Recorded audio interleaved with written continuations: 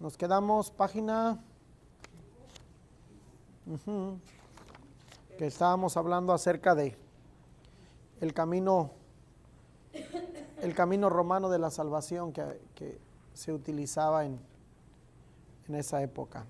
¿Ok? Bien, comenzaba con hacer mención de la necesidad humana de la redención de las personas, y les platicaba yo acerca de que es necesario esta asimilación, ¿no?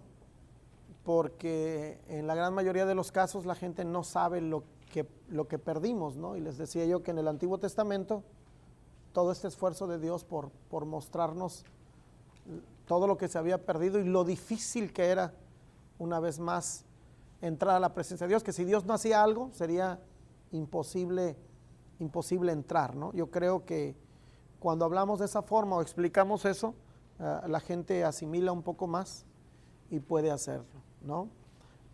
Bien, que la pena, la paga del pecado es muerte, y no precisamente a hacerles ver que son malos y que se van a morir por ser malos, ¿no? Porque al final de cuentas toda esta idea fue de Dios desde el principio, ¿no? No quiero decir con esto de que la gente no se responsabilice de lo que ha hecho, pero sí de que entiendan, ¿no?, que en todo esto había un plan, y el plan de Dios era redimirnos y librarnos de este problema que nos ocasionaría la muerte. Y ya tenemos Romanos 5:8 y luego tenemos Romanos 6:23, ¿ok? Como no podíamos pagar el precio de nuestros pecados, Jesús lo hizo. Hoy Él provee salvación como dádiva a todos los que le aceptan, ¿no? Donde este verso lo conocemos, ¿no? La paga del pecado es muerte, mas la dádiva de Dios es vida eterna en Cristo Jesús. Entonces la respuesta de las personas o de la persona, las personas pueden saber estos pasos y continuar perdidos. La razón es que necesitan hacer una confesión personal, ¿no? Y eso les decía yo de hacer que las personas hagan conciencia del arrepentimiento. Jesús vivió en Israel, pero solo los que le recibieron les dio potestad de ser hechos hijos de Dios, ¿no? Cuando hablamos de que qué podemos decir para que las personas asimilen qué significa recibir al Señor, bueno, implica recibir todo, su vida, su muerte, su resurrección, todo el plan y propósito que Él tuvo para darnos la vida y la vida en abundancia. Ahora, el Evangelio puede ser enseñado de diversas maneras. Aquí hay otras más comunes, ¿no? Que son las 4 leyes espirituales. Creo el que usó mucho esta es el ministerio de Billy Graham. Fueron los que utilizaron de las 4 leyes espirituales. Dios le ama y tiene un plan maravilloso para su vida. El hombre es pecador y está separado de Dios, por lo tanto no puede experimentar el amor y el plan de Dios para su vida. Jesucristo es la única provisión de Dios para el pecado del hombre. Solo en Él puede usted conocer y experimentar el amor y el plan de Dios para su vida. Debemos recibir individualmente a Jesucristo como Señor y Salvador para poder conocer y experimentar el amor y el plan de Dios para nuestras vidas. Cada uno de estos puntos tiene que ser explicado. El Espíritu Santo le dará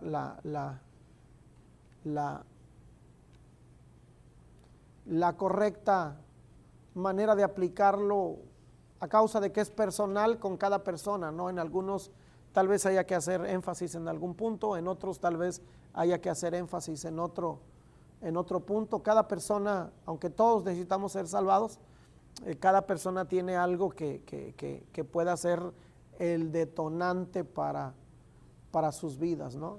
En el caso de Nicodemo llega preguntando, ¿no? Y Jesús le responde.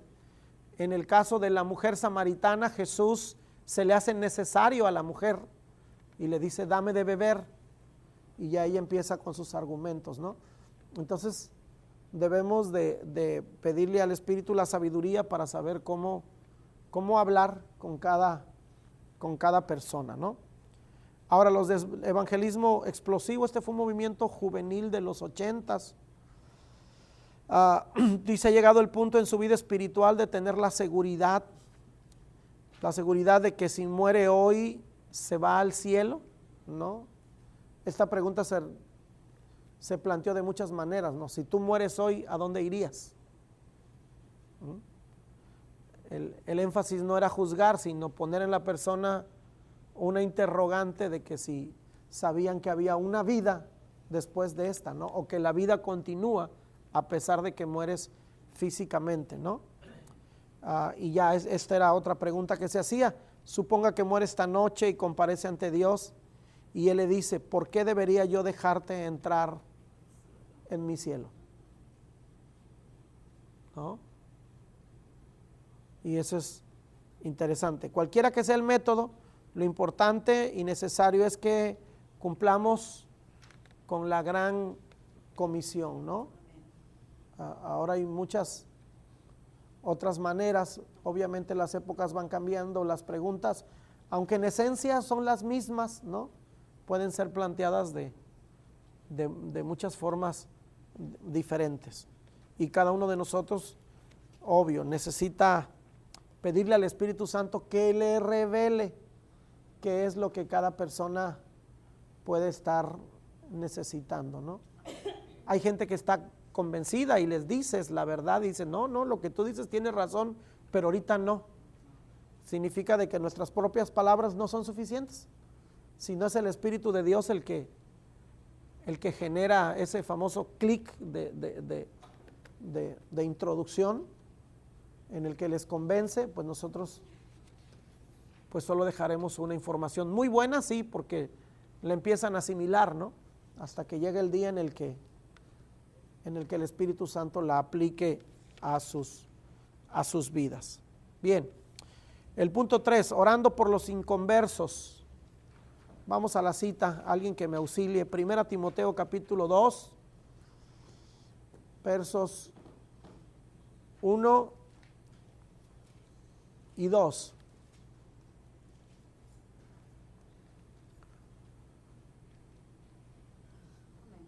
Sí, por favor. En primer lugar, te ruego que ores por todos los seres humanos. Pídele a Dios que los ayude, intercede en su favor y da gracia por ellos. Ora de este modo por los reyes y por todos los que están en autoridad, para que podamos tener una vida pacífica y tranquila, caracterizada por la devoción a Dios y la dignidad. Ok. Todos necesitan que oremos por todos. Todos necesitan que oremos, ¿no? Pero el punto clave de la oración cuando hablamos de evangelizar es pedirle al Señor una oportunidad para poderle hablar a la persona que lo necesita, nuestro vecino, amigo.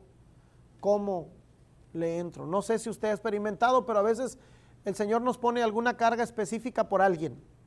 De repente lo traes ahí, ¿no?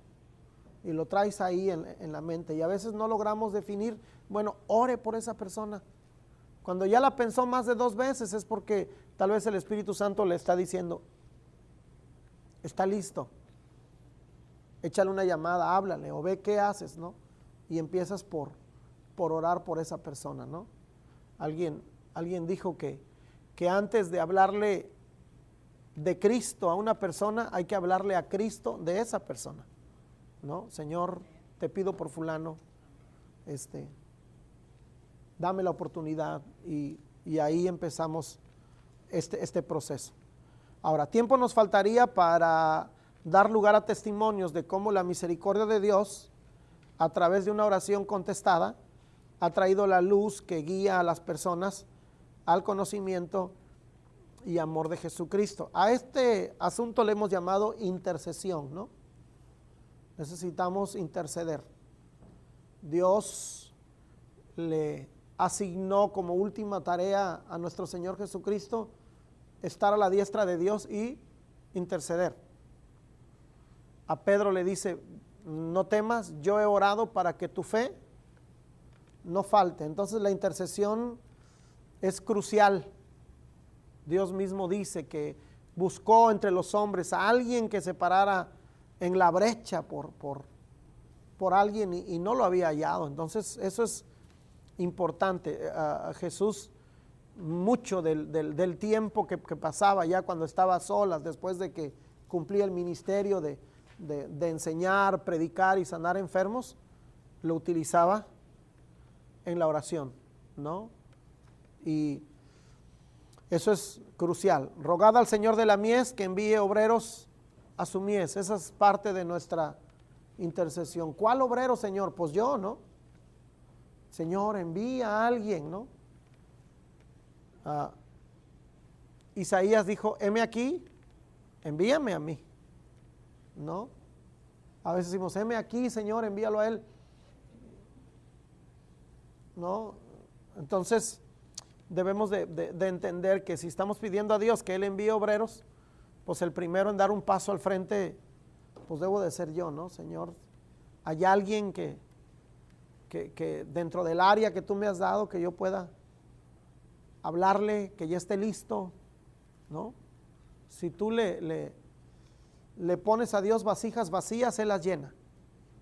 No tiene ningún problema Dios con enseñarnos dónde está la necesidad si nosotros nos disponemos a que Él nos use. Ok, Mateo 9, 36, 38 está este pasaje. Alguien que lo lea y vamos buscando las otras citas, ¿no?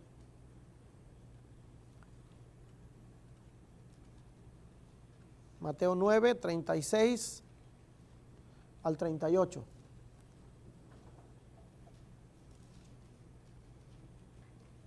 Parece esgrima bíblico de mi época. Dice, y al ver las multitudes, tuvo compasión de ellas, porque estaban desamparadas y dispersas como ovejas que no tienen pastor. Entonces dijo a sus discípulos, a la verdad, la mies es mucha, mas los obreros pocos. Rogad, pues, al Señor de la mies que envíe obreros a su mies. Interesante. El Señor siente compasión por ver la necesidad que había de que la gente fuera pastoreada. Lucas 9, 12 y 13. ¿Alguien lo tiene por ahí? Pero el diácono comenzaba a indignar y acercándose los doce le dijeron, despidió a la gente para que vayan a las familias y campos de alrededor y se alojen y encuentren alimentos, porque aquí estamos en un lugar desierto. Él les dijo, dadles vosotros de comer. Dijeron ellos, no tenemos más que 5 panes y 2 pescados, a no ser que vayamos nosotros a comprar los alimentos para toda la familia. Ok. Ahora, el 15:32 de Mateo.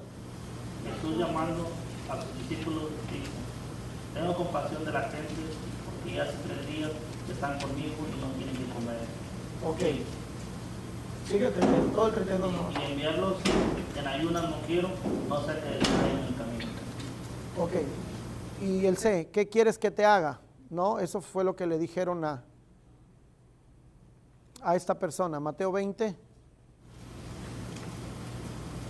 deteniéndose Jesús los llamó y les dijo, ¿qué queréis que os haga? Ellos le dijeron, Señor, que sean abiertos nuestros ojos. Entonces Jesús, compadecido, les tocó los ojos y enseguida recibieron la vista y le siguieron. Ok. La palabra que une estos contextos es compasión. Ahora, hay mucha necesidad en el mundo, ¿no? Hay mucha necesidad y repito, el trabajo nuestro, el oficio no es solo servir a la gente en sus necesidades, sino llevarlos a Cristo. ¿Qué son nuestros recursos? Bueno, nuestros recursos son humanos y celestiales. Ellos en su mentalidad humana dan una solución. Alguien dice, envíalos para que compren ¿no? Y cuando Jesús dice, denles ustedes, ellos dan otra solución humana y dicen, Señor, pues es que 200 denarios no alcanzarían para darles un pan a cada uno, ¿no? Entonces, sí, observamos que la gente tiene compasión y quiere hacer algo por los demás, porque la idea primaria fue de ella. Señor, mira, pues ya llevan aquí varios días y necesitan comer, ¿no? Bueno, qué bueno que ya tienen compasión. Bueno, ahora denles de comer. ¿Cómo lo hacemos? ¿No?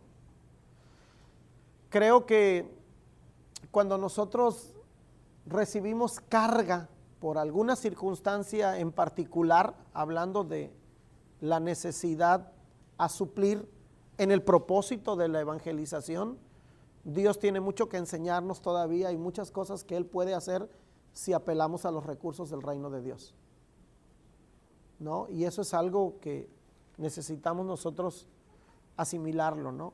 Volviendo al tema de las escuelitas, pues no es fácil, siempre es una tremenda inversión la que hay que hacer para sacar adelante una escuelita, desde los anuncios hasta lo que van los niños a tener en su refrigerio. O sea, es un... Y es bueno que cada uno de nosotros, bueno, digamos, bueno, de a cómo nos va a tocar y cuántos, y tú traes los juguitos un día, tú el pan, y eso es bueno, ¿no? Pero yo creo que a veces también debemos de decirle, como lo hizo, como cuando le llevan las cartas al profeta Isaías y las pone delante de Dios y le dice, mira, estas cartas son las que me envió el malo. ¿Qué hago, Señor? ¿No?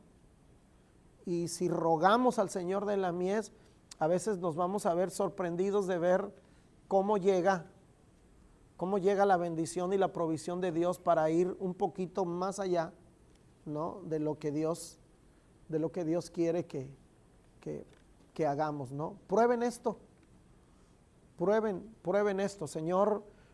En nuestra idea humana, pues estamos como aquellos que quisiéramos ir a comprar un poco de pan para cada uno, ¿no? Pero muéstranos el camino a seguir, de tal manera que tú desarrolles el milagro para que podamos tocar a más personas o bendecir a más personas o poder hacer esta campaña evangelística más grande. Y cuando hablo de campaña evangelística no hablo en el contexto del entarimado y el predicador, no hablo del esfuerzo de alcanzar personas, ¿no?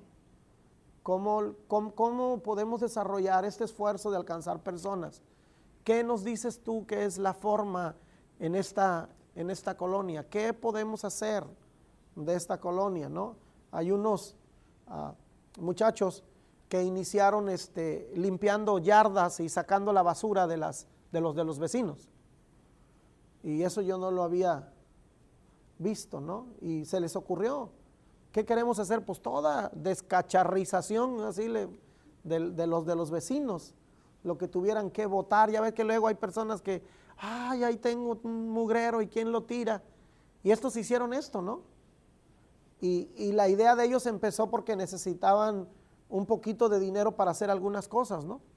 Y ya el negocio era limpiar, pero pues lo que ya no quisieran, pues ellos poder sacarlo en lugar de a la basura, pues irlo a vender a Fierro Viejo o reciclar lo que hubiera, ¿no?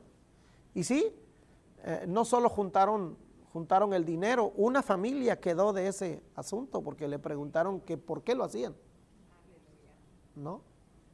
Entonces no sabe uno qué es lo que Dios va a usar a veces para hacerlo, ¿no? Y ya quedó, le pusieron a ese movimiento Pasión por el Servicio, ¿no? Y luego hacen una olla de frijoles charros y se van a un parque y regalan un vasito de frijol charro al fin de que la persona se acerque y le haga plática. Y repito, el asunto no es de que en ese momento la gente reciba a Jesús como Señor Salvador. Si se da el caso, qué bueno, ¿no?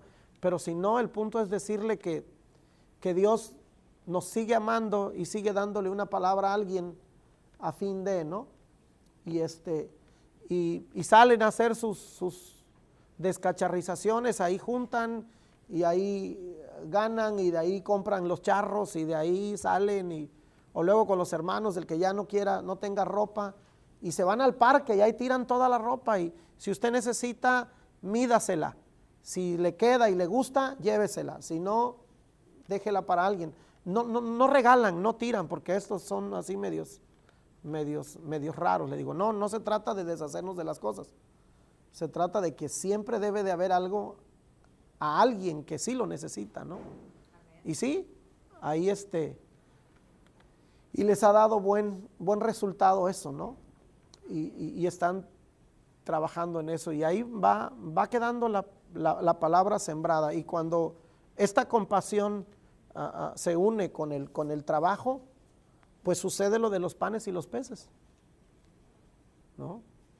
Y entonces, pues uno queda más impactado de ver que no estamos solos en este asunto. Es obvio que no, ¿verdad? Pero a veces necesitamos ver la mano de Dios, decir, wow, y de repente vimos que algo pasó de parte de Dios, ¿no? Y eso te motiva a esperar la próxima salida, la próxima campaña, ¿no? El próximo mover de Dios. Ok, nuestro Dios es un Dios ganador, ¿cuántos saben esos? Y a Él le agrada tomarlo todo y a todos. Él sabe cómo sacarle el máximo provecho. Entonces, oremos así, Señor, ¿cómo le sacamos el máximo provecho a esto, no? ¿Sí? Así como cuando te dan algo, ¿no? Te llevas todo, platos, el zinc, lo que vas encontrando en el camino, vas saliendo y vas... Así es, tienes que aprovechar todo para que la gloria de Dios se manifieste. Bien, por eso pienso que en la evangelización del mundo, los perdidos, Él quiere lograr un doble objetivo. Primero, salvar a los pecadores de la muerte, y segundo, entrenarlos como discípulos llenos de compasión. Aquí ya vemos la otra parte, ¿no? Ok, nos salva, pero para discipularnos con el objetivo, con esta compasión hacia los demás.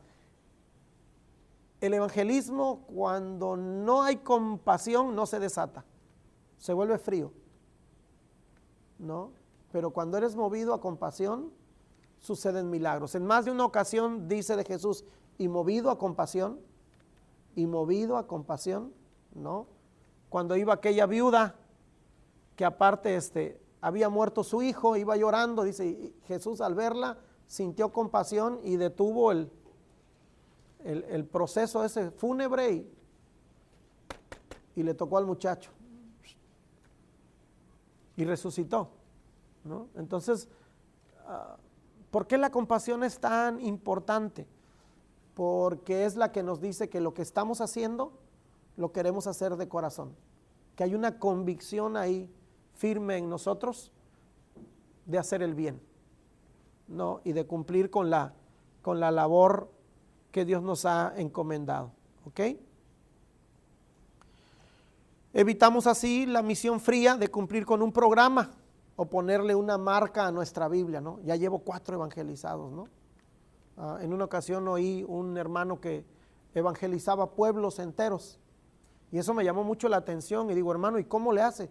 Dice, sí, alquilo una avioneta y tiro 10,000 folletos en un pueblito. Le digo, no, pues ya los evangelizamos. Bueno, ¿no? Dejaban caer folletos así como, está bueno. La consecuencia de ver la evangelización solo como un mandamiento hace que mucho del fuego y poder en el Espíritu Santo, que el Espíritu Santo nos da, se apague, cuando lo vemos solo como un mandamiento. Pablo escribió, no contristéis al Espíritu. El Espíritu tiene un celo por la humanidad, ¿no? Y cuando dejamos que eso fluya, es motivante, ¿no?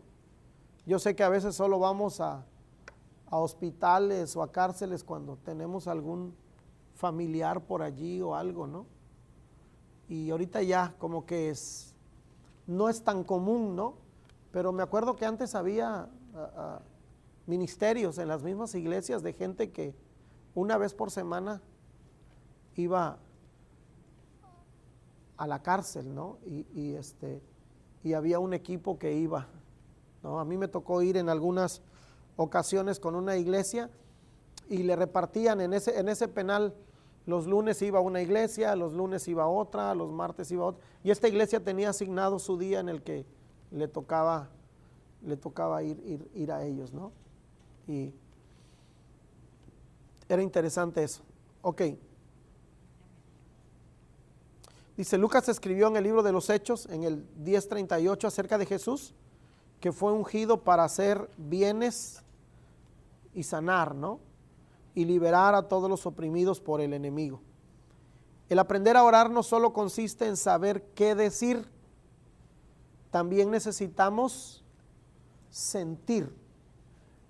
A veces nuestra oración tiene una lógica, una inteligencia, un conocimiento bien detallado, de tal manera que la oración la vas llevando entre texto y texto de manera magistral, pero a veces no lleva pasión, no lleva la verdadera carga de sentir la necesidad de orar por alguien, ¿no? Entonces, me temo que en esta actitud a veces nos puede pasar lo que Jesús dice, que no creamos que por nuestra palabrería seremos escuchados, ¿no? El publicano solo decía con un quebranto, sé propicio a mí, que soy pecador. No era muy elaborado, pero tenía un afán genuino, ¿no? Una determinación por recibir la misericordia de Dios, ¿no? Igual Moisés cuando ve que estaba muriendo el pueblo, él le dice a Aarón, agarra el incensario y ponte en medio, y se pusieron en medio, dice, para que pare la mortandad. Si no se ponen ellos con esa compasión en medio, hubieran muerto mucha más gente, ¿no? Entonces volvemos al texto, ¿no? Os ruego, en el nombre del Rey que juzgará vivos y muertos, que prediquemos a tiempo y fuera de tiempo. ¿Ok? Esta es una de las razones por las que Santiago dice, pedís y no recibís, porque pedís mal. Y enfoca que pedimos solo para nuestras propias necesidades. El egoísmo nos puede ser causa de pérdida. El ayuno, la oración y el quebranto traen avivamiento, pero cuando éste está centrado en el beneficio personal, Dios mismo lo recrimina. En Isaías 58 hemos leído, dice, ¿de qué le sirve al hombre, ¿no?, que incline su cuerpo como junco, si el asunto es solo para ellos? No es antes el ayuno que yo escogí que desaten ligaduras de impiedad, que con el hambriento partas tu pan, ¿no? Entonces redefinir todas estas ideas nos tiene que ayudar mucho para ver qué es lo que podemos hacer, ¿no? Y nos ayuda mucho. Platiqué con un pastor muy amigo, ya de muchos años, una iglesia muy antigua, de las más antiguas de nuestra asociación allá en México, que iban a celebrar su 70 y tantos aniversario. O sea, imagínense los años, ¿no?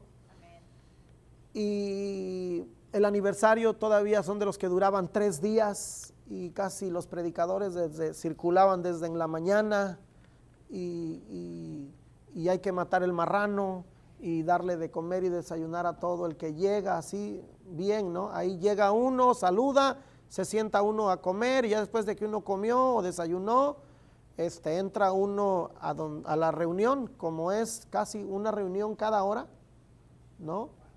Interesante, ¿no? Y cuando yo vi eso, yo como que me asusté, ¿no? A ver cómo es la cultura aquí, ¿no? Y sí, la gente llega a las 10, la cocina está funcionando todo el tiempo y la iglesia está funcionando todo el tiempo. Entonces lo mismo ves gente en el culto que gente comiendo. Así es su cultura. Entonces si tú llegas a ir a las 10, llegas a la cocina, te sientas, alguien te da algo de comer, o sea, se reparten y ya una vez que terminas de comer, entras a la 1, 2, 3 reuniones de las que quieras estar, ¿no? Y ya sí, otro llega a las 6, a la hora que lleguen, la cocina está funcionando todo el tiempo, ¿no? O si ya escuchaste 1 o 2 reuniones, sales y tú pones tu horario de comida y el horario en el que quieres entrar. Y así le hacían 3 días.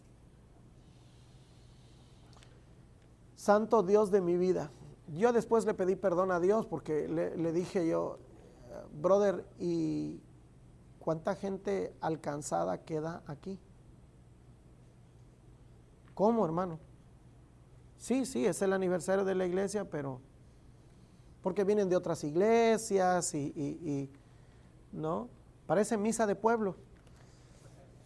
Le digo, ¿y cuánta gente queda alcanzada aquí? No, pues, ¿y cuánto dinero te gastas en esto? Dije, perdóname, Señor, yo soy así. Y ya me sacó la cuenta y que chambean todo el año para los marranos que hay que comprar, los pollos que hay que comprar, y la gente da para esa fiesta porque es la fiesta del santo patrono, digo, la fiesta del aniversario del... Es que es eso, sueles pasar una cosa a otra. Que Dios me perdone por criticón, pero era un dineral y era un trabajal, y yo digo, ¿y qué quedó? ¿Y si le invertimos? ¿Y si para el próximo año dices que va a ser la fiesta del pueblo y le dices al pueblo que venga y coma y escuche? Pues que los hermanos se queden de comer, que coman en su casa, que coman los no cristianos. ¿No? Ya no la hacen de 3 días, Señor, perdóname. Y se empezó a hacer algo diferente, ¿no? La lona, la carpa se puso afuera en la calle, pues es un pueblito, se puede hacer eso. Y entonces el comedor se puso afuera y el que viniera comía, y entonces ya escuchaban, digo, por lo menos de aquí ya escucha la gente y come la gente, le digo, porque si nada más trabaja la iglesia y todo se lo come la iglesia, pues entonces, digo, trabajan todo un año para comérselo ustedes todo, pues ¿dónde está el sentido? Y eran 3 años, de 8 de la mañana a 8 de la noche, los 3 días. Todo Dios de mi vida, ¿no? El aniversario de la iglesia. Y así es en toda esa zona de Puebla. Hacen unos pachangones cada aniversario.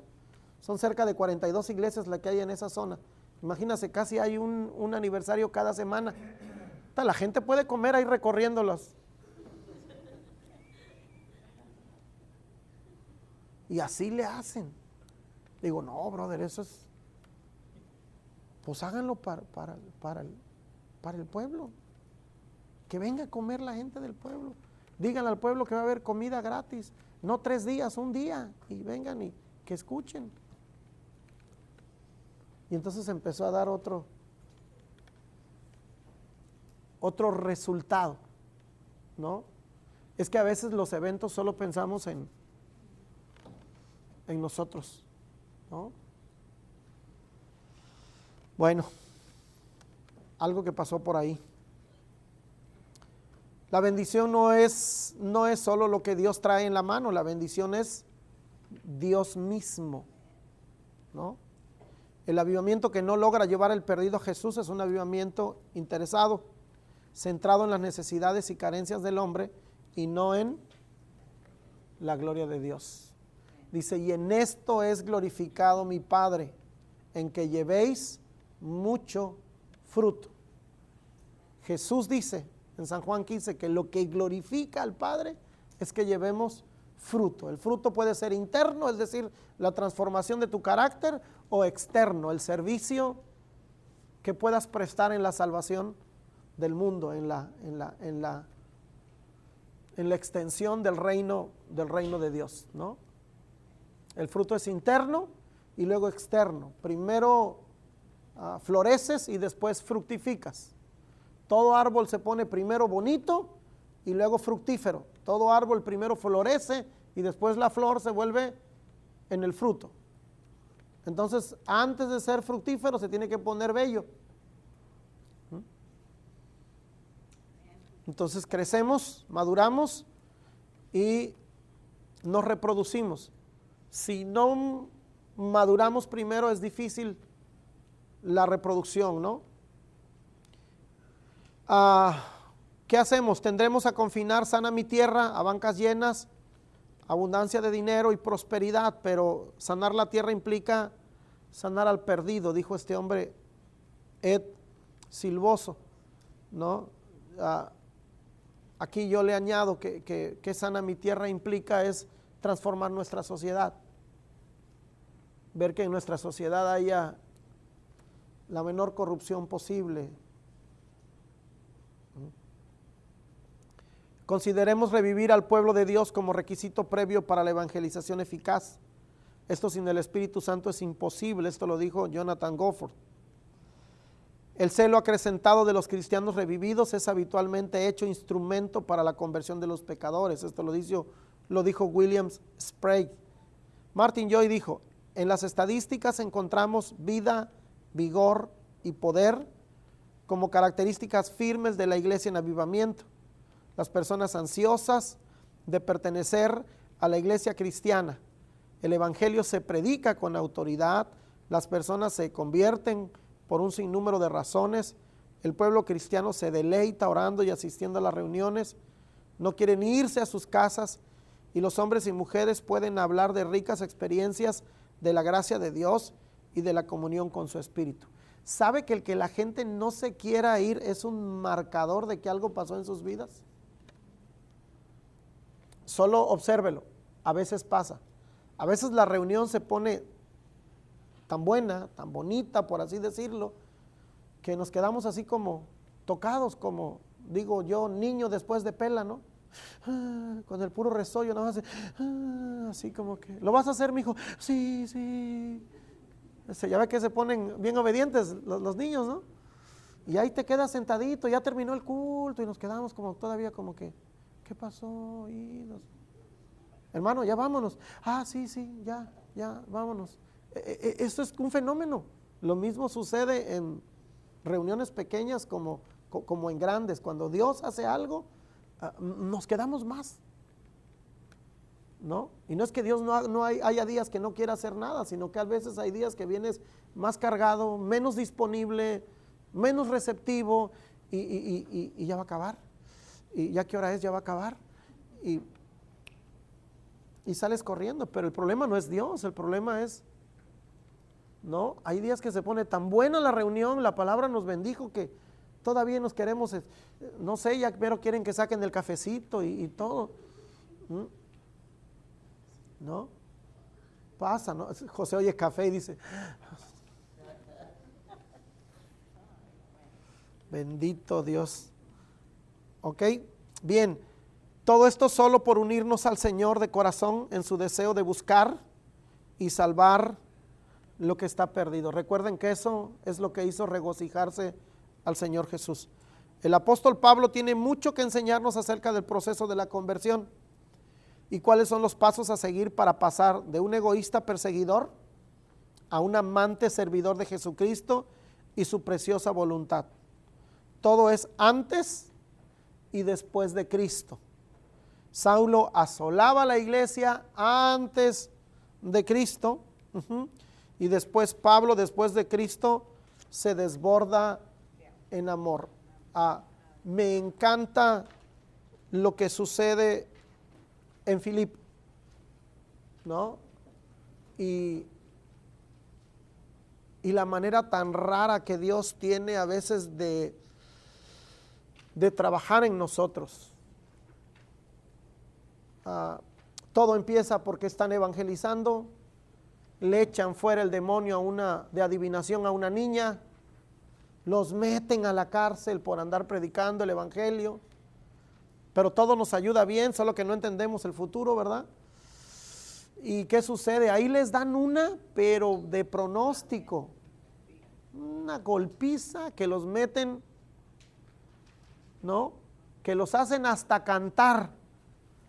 Y empiezan a cantar y por estar cantando se viene abajo la cárcel aquella y terminan convirtiéndose el carcelero y no. Luego sale de ahí y se va a otro lugar donde encuentra mucha oposición, ¿no? Y dice, Dios sabe que venimos a ustedes en gran prueba y tribulación, pues acababan de salir de una que les dieron. Y en lugar de renegar, ¿no? De molestarse por lo difícil que estaban ellos, que Pablo tiene que defenderse, yo no le he robado a nadie, en otros les quitan y no dicen nada. Y dice, antes nosotros quisimos ser tiernos como la nodriza con ustedes. Yo digo, ¿qué le pasó a Pablo? ¿No? ¿Qué le pasa a Pablo? Que es transformado de esta manera en la que quería ser todavía como la nodriza. Y dice, bien hubiéramos querido darnos a nosotros mismos. Yo digo, ¿qué la garrotiza que le dieron no le dolió? ¿Qué pasó, no? A veces nosotros no nos movemos y decía yo, si no pasan por nosotros o si se ponchó el mueble, pues ya no seguimos, ¿no? Ya no vamos. Y Pablo aquí se va de un extremo al otro, de perseguidor a un amante de la obra de Dios, ¿no? Y tengo aquí algunas citas que escribe él de lo que le había sucedido, ¿no? Evidencias. Dices, gracias doy a mi Dios siempre por vosotros. Cuando oraba, Señor, gracias porque el hermano fulano ya está cambiando en esta área, o porque ya recibieron allá tu presencia, o gracias, no sé, hay muchas cosas que, ¿verdad? Dice, os tengo en el corazón, os amo a todos vosotros con el entrañable amor de Jesucristo, ¿no? Dice, antes fuimos tiernos entre vosotros como la nodriza que cuida con ternura a sus propios hijos, le dice al pueblo de Tesalónica. Dice, y esto lo hizo aún con sus enemigos, dice, porque desearía yo mismo ser anatema, separado de Cristo por amor a mis hermanos, del mismo pueblo judío era que lo perseguía, no que él los consideraba sus enemigos, pero los judíos sí lo consideraban enemigo a él, a eso me refiero, ¿no? Y aunque ellos lo consideraban enemigos, él los llamaba mis hermanos. Eso me puede, ¿no? No, a veces yo digo, el que me la hace, me la paga, ¿no? Y él aquí diciendo de sus enemigos que eran sus hermanos, ¿cómo la ve? Está interesante eso, ¿no? ¿Qué le dieron a este hombre? ¿Qué vio? ¿Qué sintió? ¿Qué experimentó? Que pudo en medio de estas increíbles pruebas, ¿no? Que pareciera que el diablo a veces lo agarraba como piñata, porque cuando empieza a decir todo lo que le pasa, ¿no? Náufrago, robos, ¿no? Apedreado. Una vez le dieron una lluvia de granizo de piedra que lo dejaron como muerto y lo arrastraron. ¿Por qué no desistía? Dice, porque el amor de Cristo me constriñe.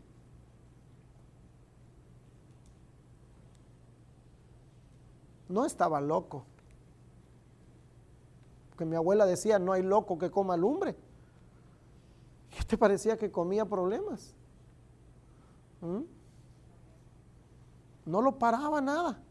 Ahora, cuando tú sirves con compasión, experimentas el doble propósito del Padre. Haces su voluntad y amas lo que Él ama. Esto ha sido algo como algo que he orado, que le digo, Señor, pues para servirte así hay que amarte y amar lo que tú amas, ¿no? Y uno puede tener una decisión, ok, voy a amar porque el amor es una decisión y te programas, ¿no? Pero yo creo que el amor que Dios siembra va más allá de solo la determinación de decir lo voy a hacer. ¿No? El amor te impulsa aún a hacer cosas que en determinado momento no harías, ¿no?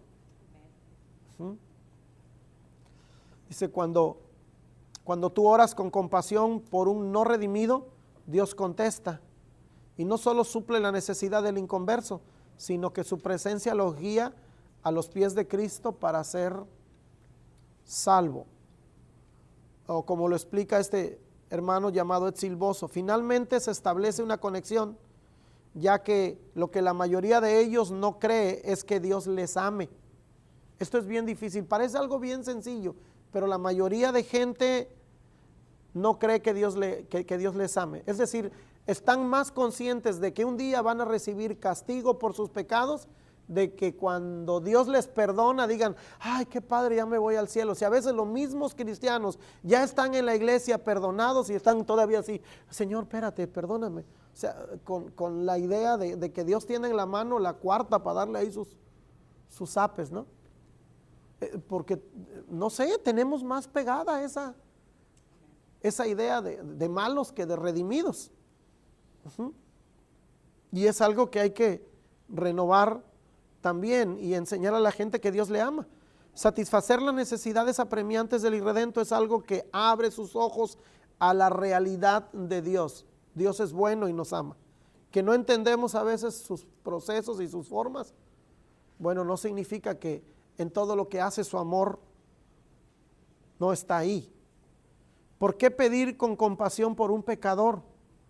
Por eso mismo, porque están destituidos de la gloria de Dios, siguiendo al príncipe de la potestad del aire, porque una oración contestada a favor de ellos es asunto de vida o muerte, del cielo o del infierno. Y esto llama mucho mi atención.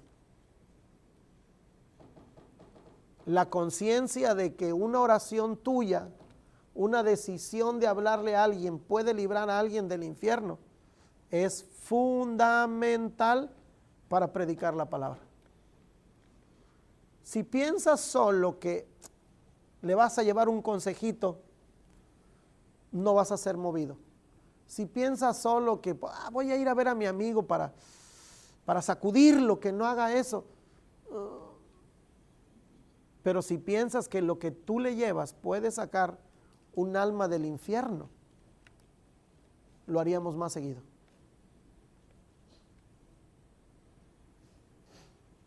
Y si un alma del infierno, según lo que dice el Señor, vale más que todo el oro del mundo, pues qué tan valiosas son las almas para Dios. Si haces esta comparativa entre lo que vale un alma para Dios y lo que librarías de una persona y logras que el Espíritu te lo conecte, aprendemos a caminar la segunda milla por aquellos que todavía no conocen al Señor, ¿no? En nuestro anhelo de que vengan al reino, no solo de solucionar sus problemas. ¿Ok? ¿Sí me sigue en esta idea? Aparte, esto glorifica a Dios, y Jehová de los ejércitos te concede aún lo que no has pedido. Y no me refiero a dinero. La idea de aquí de lo que le sucede a Salomón solo es para ilustrar que Dios te da aún lo que no pides. No, Salomón no pide dinero, y Dios le dice, por cuanto no pediste dinero, ahí te va. ¿No? Si lo asimilamos de esta manera y le ponemos empeño a nuestro anhelo de que la gente sea salvada, yo creo que Dios puede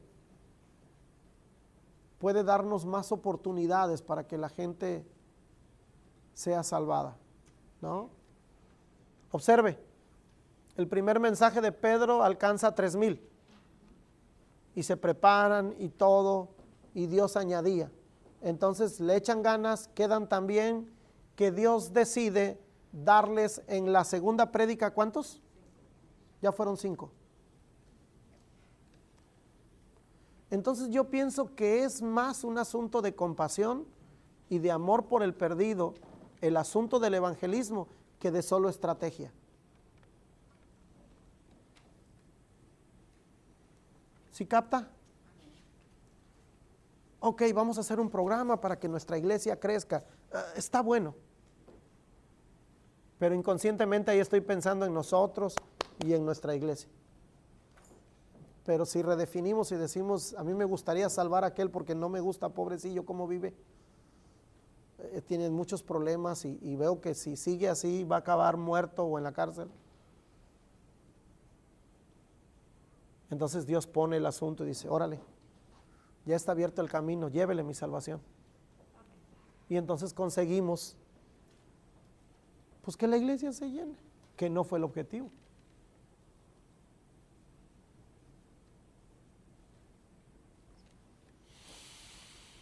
Respira esta idea. Compasión, a Jesús lo movió la compasión cada que fue hacia alguien, ¿ok? Dice, y el Señor se agrade de tu petición como lo ha hecho con todos aquellos que han preferido hacer la voluntad de Dios, ¿ok?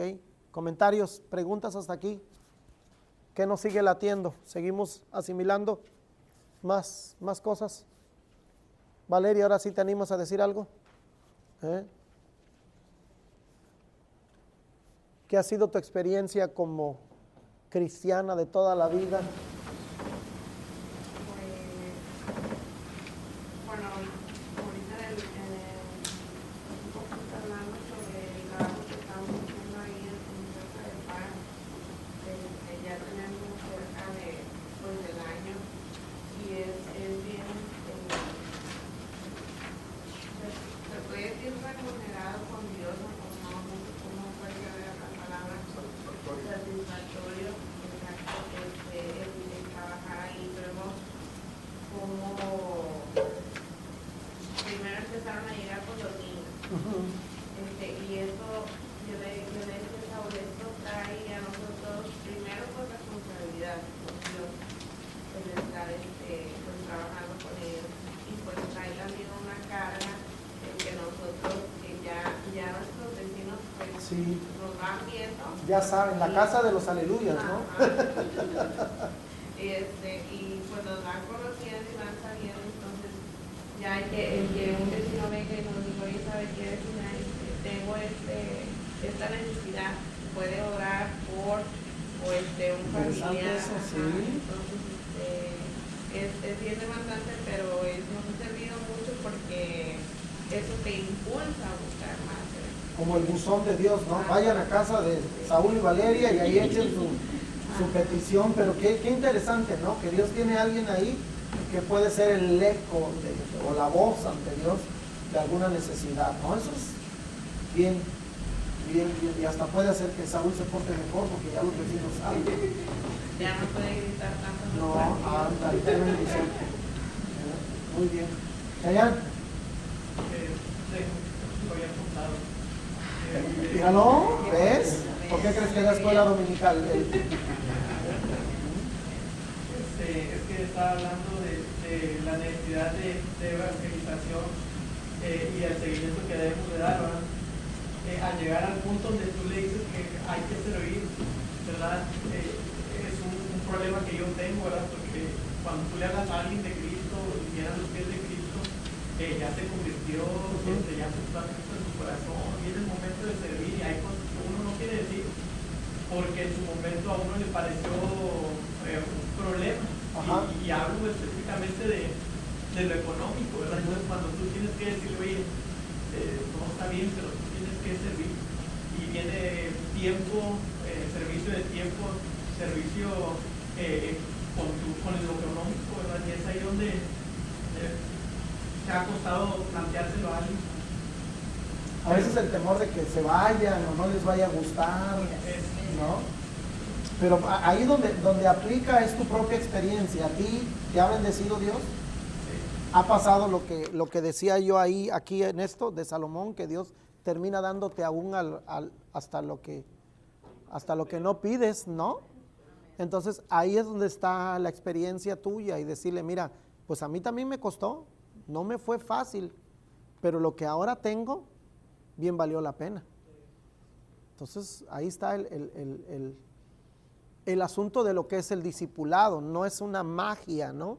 No es algo místico, no es una experiencia que reclama, ¿no? Pero al final de cuentas lo que Dios quiere es quitarte tus temores, porque es que dices, es que si doy y no me alcanza, y si sirvo, y luego ¿qué va a hacer de mí? Y luego ves la bendición de Dios, dices, no, pues, aunque no fue esa la intención, bien vale la pena, porque Dios es bueno, ¿no? Okay. ¿Alguien más? Hermano, por allá, usted está muy callado, muy meditando, así, muy... Échele. Pues hablando de lo del tema, como compartí el hermano ahorita, en lo personal, cuando tenemos ese miedo de cuando se habla de lo económico, ¿no? Yo crecí en el Evangelio y anduve en varias iglesias por mi juventud, sí. Mis padres nos movieron de pueblo en pueblo y todo el valle estuvimos viviendo. Hasta hace 8 años que tenemos ya que empezamos la obra, ¿va? Y viene relacionado con lo que decía el hermano. Yo nunca había diezmado. Sabía que la iglesia nos inculcaba que diezmar y ofrendar. Sí. Y un día yo me decidí, ¿verdad? Y hablé con el pastor, le dije, mire, quiero hacer esto. Y entonces el primer día que lo hice, pues yo me sentí bien, porque por la hacía de corazón. La siguiente vez que lo hice, mi esposa miró el sobre y me dijo, todo eso va a ser diezmar.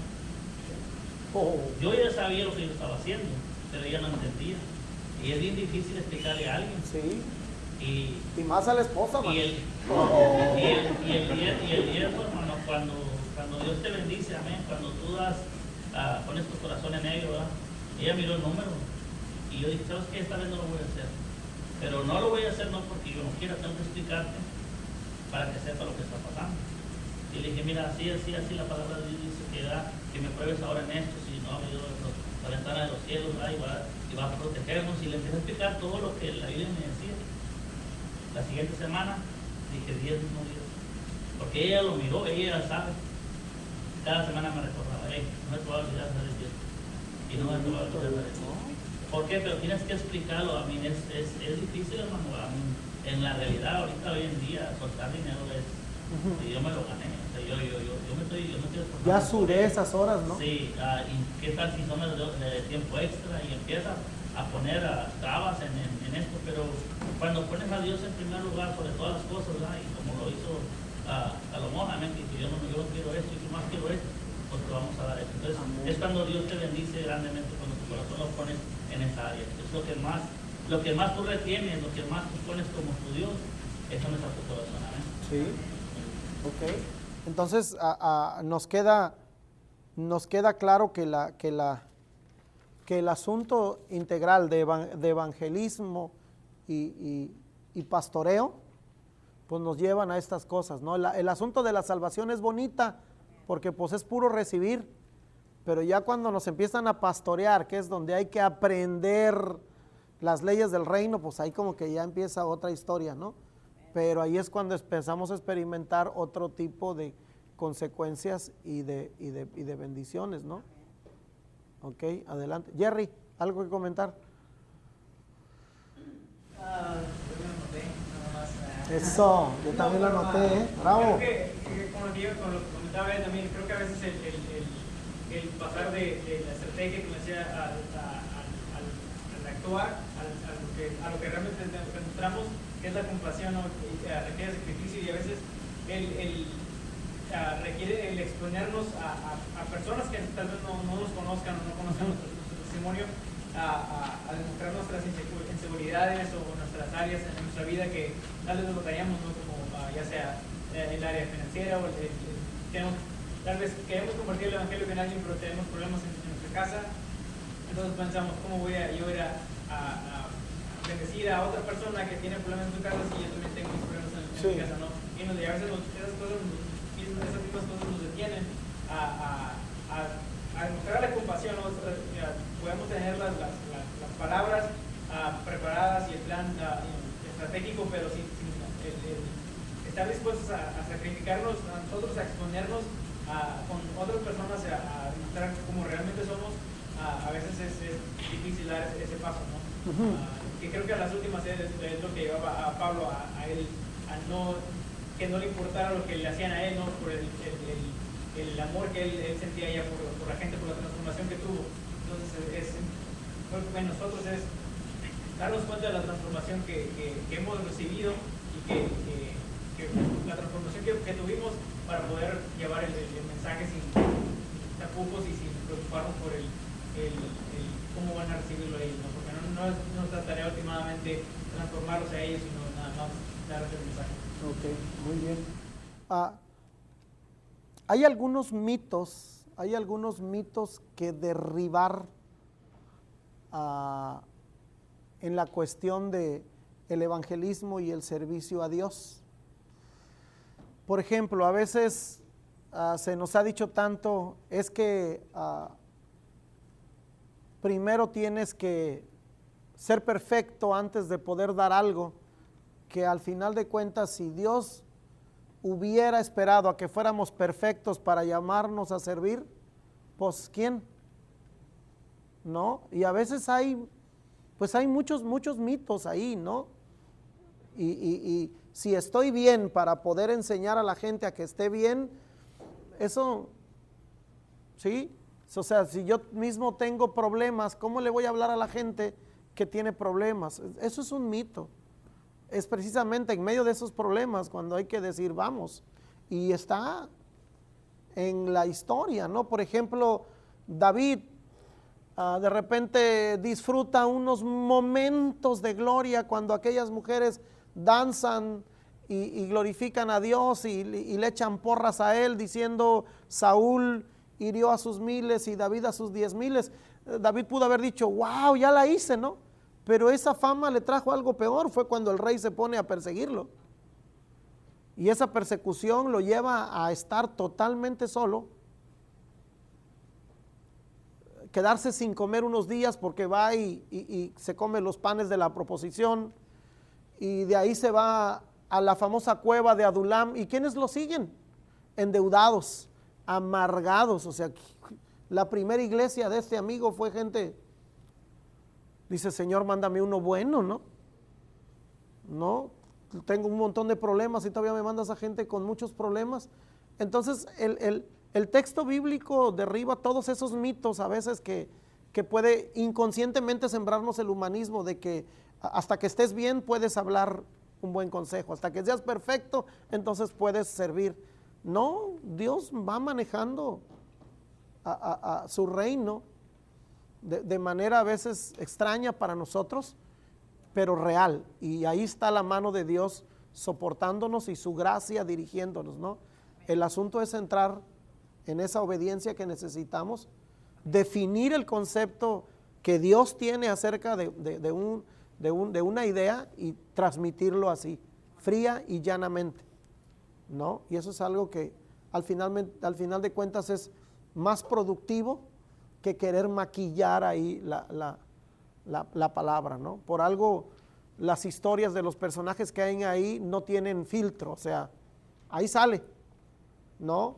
Si Dios me hubiera puesto a mí a redactar la Biblia, yo le hubiera dicho, Señor, y es necesario que pongamos que David y se asomó ahí, ¿esto habrá manera de tapar a David? No, Dios dijo, ponle, ¿no? O este error, el de Pedro, que pues ponemos lo que te negó, pero esta ya última que dijo que maldijo, que esa se la borramos. ¿Cómo se va a ver el pobre Pedro así con esto, no? Y así nosotros, ¿no? Y hay muchas cosas así que son mitos, producto de nuestra manera de pensar, pero no, usted exponga la palabra como viene y deje ese resultado glorioso a Dios, que a veces Él se glorifica de como usted menos se imagina. Amén. Ok, el tema que sigue, experimentando la libertad en Cristo. Una vez que la persona ha sido alcanzada, evangelizada, bendecida por el proceso de salvación y le queda a usted bien claro que lo va a formar, el punto bien clave es ayudarlos en su libertad. Es la manera de ver el arrepentimiento. El arrepentimiento es algo constante en la vida de cada persona y es algo que necesitamos ir con cada uno de ellos, ¿no? Dice, liberando a su iglesia de la esclavitud espiritual. ¿Ok? Dice, ¿ha oído usted hablar de la solución isabelina?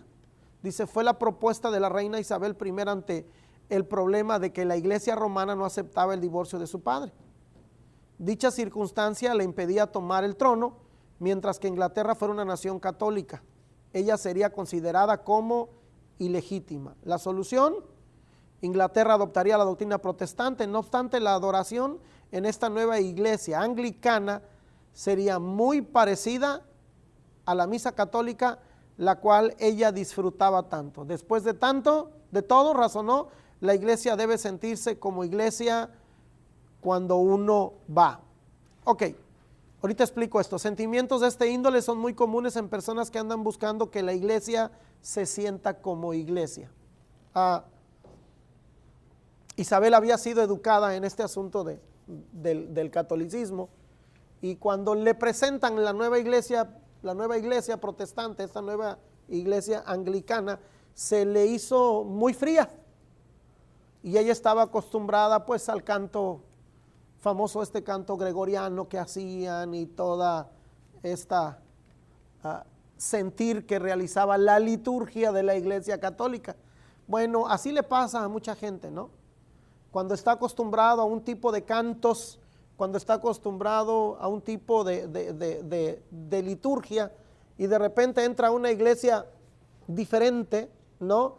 Dice, pues es que no, me gusta más aquella iglesia, aquí en esta iglesia no me sentí bien, como que, no sé, no me sentí bien. Entonces, inconscientemente, la gente anda buscando que la iglesia se sienta como iglesia.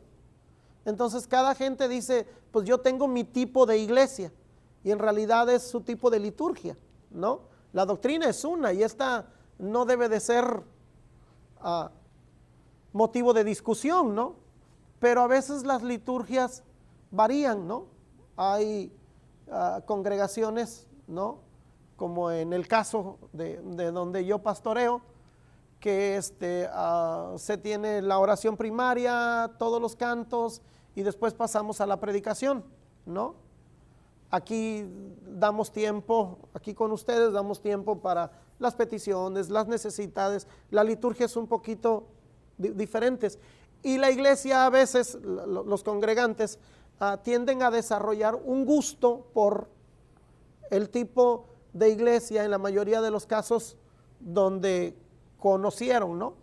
Ok, hay iglesias que entonan himnos y hay otras iglesias que no entonan himnos. Eso no tiene que afectarnos en ningún momento, pero la gente se llega a acostumbrar a su tipo de iglesia, ¿no? Y entonces por eso le puse aquí este ejemplo, ¿no? De que cuando le presentan la nueva iglesia anglicana, Isabel dice, pues sí, pero a mí yo estoy acostumbrada mejor a la iglesia como era antes. Dice, bueno, ok, le vamos a dar forma sin meternos a asunto, y pues como era la reina, pues había que obedecer, ¿no? Y entonces por eso este matiz en la iglesia anglicana. Algunas iglesias luteranas de hoy todavía son muy parecidas a la liturgia católica, ¿no? Y la gente se siente cómoda. Ahora, ¿qué tiene que ver esto? Vengo con esto. Ok. Sentimientos de este índole, le digo, son muy comunes en personas que andan buscando que la iglesia se sienta como iglesia. Y eso hace que la gente tome una decisión de buscar una iglesia que le haga sentir bien.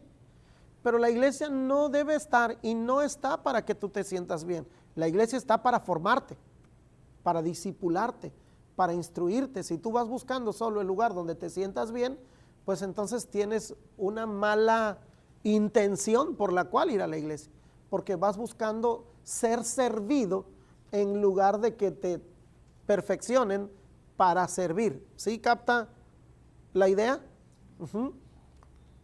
Todos necesitamos ser confrontados tarde o temprano por la verdad, ¿no? Lo que el hermano decía con respecto al ejemplo de los diezmos que dio, tarde o temprano Dios le puso en el corazón, y bueno, no, pues aquí ya van a empezar a pedir el diezmo, yo mejor me voy a otro lado donde no pidan el diezmo, ¿no?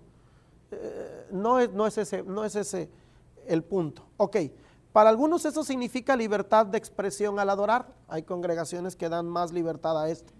Otros no se sienten bien si el predicador no censura severamente el pecado, ni insta a la gente que arregle cuentas con Dios, ¿no? ¿Ok? Dice, y aquellos que andan en busca de notas se sienten incómodos si el pastor no comparte conceptos novedosos que ellos no habían escuchado antes. Técnicamente una iglesia es una comunidad de creyentes en quienes habita Cristo, bajo la disciplina de la palabra de Dios, organizada para evangelizar, educar, confraternizar y adorar, administrar las ordenanzas y reflejar los dones espirituales.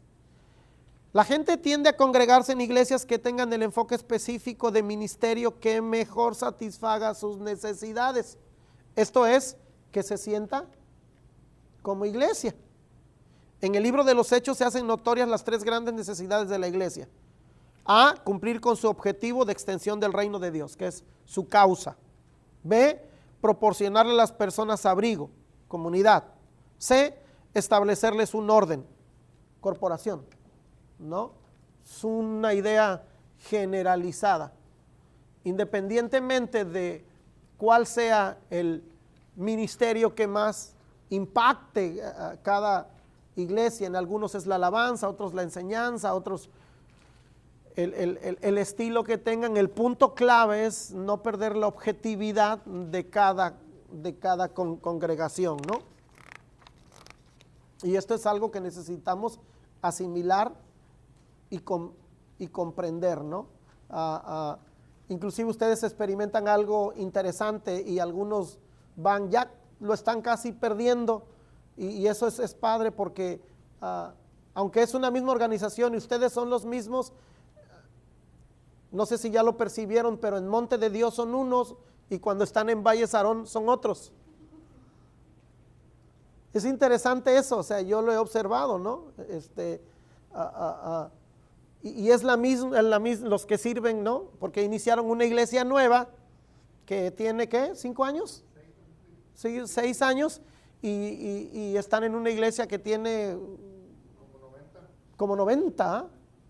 Entonces es bien interesante ver cómo ellos mismos se transforman en un lugar y otro. Pues no lo notan porque lo hacen, ¿no? Pero uno que viene de fuera capta, ¿no? O sea, como que cuando entran a Valle Sarón como que se sienten más iglesia y entonces inconscientemente son más solemnes, ¿no? Porque pues está ahí el púlpito que tiene como 90 años y ya esa cosa ya es santa casi, ¿no? Y son cosas que